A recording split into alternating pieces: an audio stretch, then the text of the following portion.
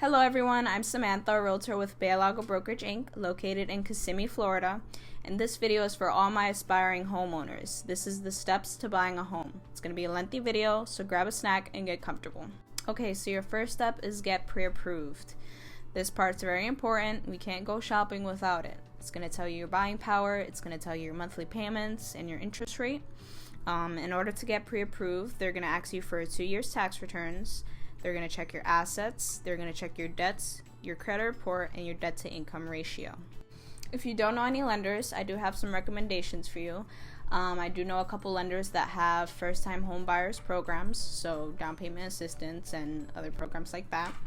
My recommendation is that you do at least get 2 different pre-approvals from 2 different lenders, because sometimes they can offer different interest rates or even more buying power or different monthly payments, whatever it is. And that way you can kind of shop around and get the best deal for you. Okay, so they are going to pull your credit, but I wouldn't worry about it too much because most lenders do a soft pull and it really doesn't affect your credit score that much. If you're worried about getting a bunch of pre-approvals because they're going to keep pulling your credit, there's this rule that if you get a bunch of pre-approvals within a 45-day period, it only shows on your credit report as if you got 1 pre-approval. Okay, perfect. So you got your pre-approval letter and you're ready to go shopping. Okay, so you went shopping and you found your dream home. Now you have to submit an offer. I would refer to your realtor and get their professional opinion on what your best offer can be. Because depending on the market, for example, right now we're in a seller's market, so there's constant bidding wars. So you might have to submit an offer that's higher than what the listing price is just so you can get your offer accepted. Okay, you got your offer accepted and now you're under contract. Congratulations.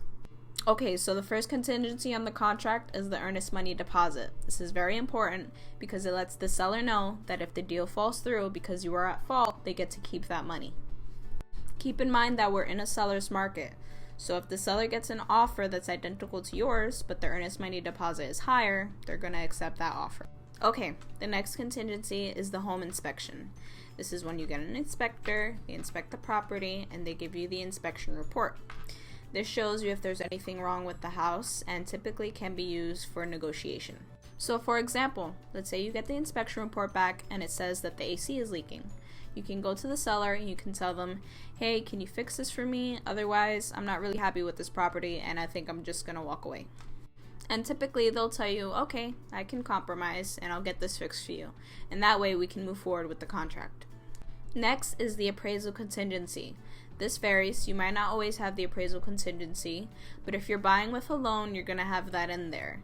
So what you're going to do is you're going to get a licensed appraiser. They're going to take a look at the property and check all the comparables, and they're going to tell you what the appraised value of the property is. This part's important because let's say you're under contract for $250,000, but the appraisal comes back at $200,000.